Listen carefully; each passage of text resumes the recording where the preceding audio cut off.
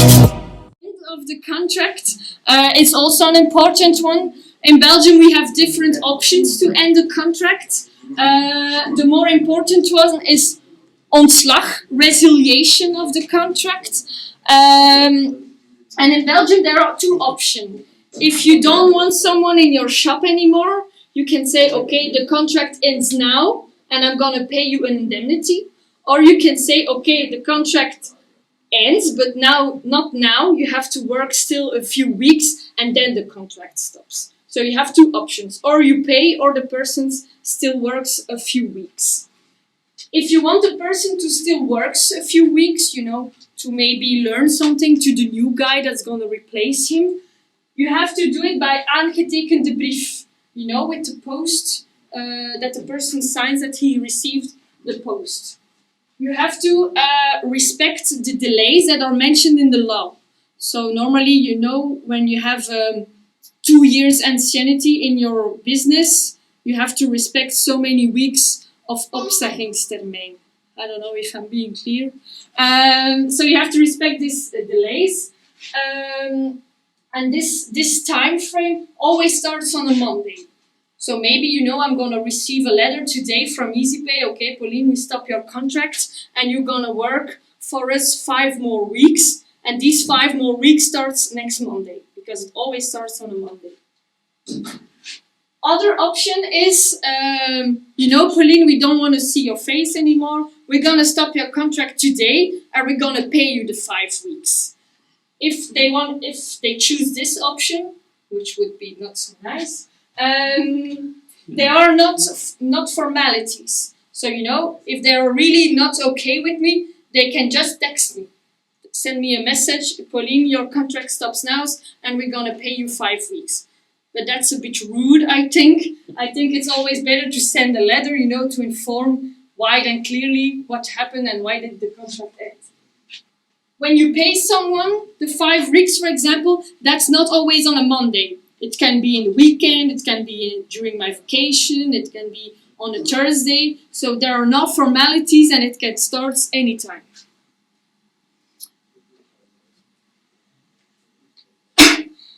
Another important one is when someone doesn't give you any news anymore. Maybe you have someone like this in your shop. He's supposed to come work today, didn't show up. Tomorrow neither, he's not there. What do? Can you presume that his contract stops? You send him all his papers and that's it? No, you cannot presume that the contract stops now. The first thing you have to do is to send him a letter to say, okay, normally you were supposed to work today at 8 o'clock. You didn't show up, your colleagues were there left alone. Can you give us any sign of any information? Otherwise, we will suppose that you left your job. And then you give him a delay of 5 days, something like that. And if you then haven't any news, you didn't receive a paper from his doctor, you didn't receive a phone call, a text, a mail, I don't know, then you can say, okay, he left his job and then the contract ends. But you cannot presume it from the start. The third possibility is mutual agreement. That's the most easy one because it's easy. The employer and the employee do agree that the contract stops. And it's just easy as this. So you just say, okay, we do agree that the contract stops today, for example. You both sign and that's it. The contract stops. You can do it anytime, any contract. You can really choose what you want, but you have to have the agreement of the employee. You cannot force him to sign the paper.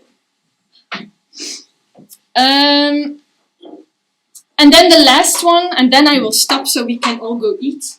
It's the medical. When someone is sick for a long time. It's the medical urgency. I don't know how I will call it. We are confronted in Belgium with a lot of people who are sick for a long time. And then the question is, what do we do with these people? Because we cannot put them in the street and says goodbye and we don't pay you anything on such stuff. So you can ask for reïntegratietraject. That means the person is sick a long time and you invite the person to a doctor that's gonna evaluate if the person is going to come back one day or not to the job. Can he fit again for his job or not? The doctor is going to talk to the doctor of the person, is going to analyze his job function. Is he working as a cashier, as a cleaner, I don't know. He's going to evaluate the function and he's going to see, okay, is this person going to come back one day or not? And then this doctor can say, okay, this person is definitely incapable of coming back to work one day. It's never going to happen. And then the employer can say, okay, it's medische overmacht. It's a medical question. It's not the fault of the employer. It's not the fault of the employee. It's just his medical issue that doesn't make it possible for the person to come back one day.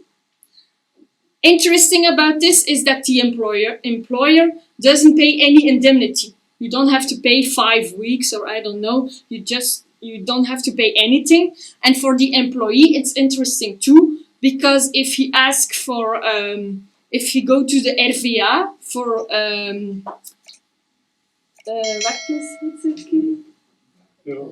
when you don't have a job and you ask money allocations, yeah, he doesn't have any sanction. Because it's not his fault that his job is over. It's just his medical issue that made it possible. So maybe you will be confronted one day with one of these things, with a person that's medically not okay to come back to work.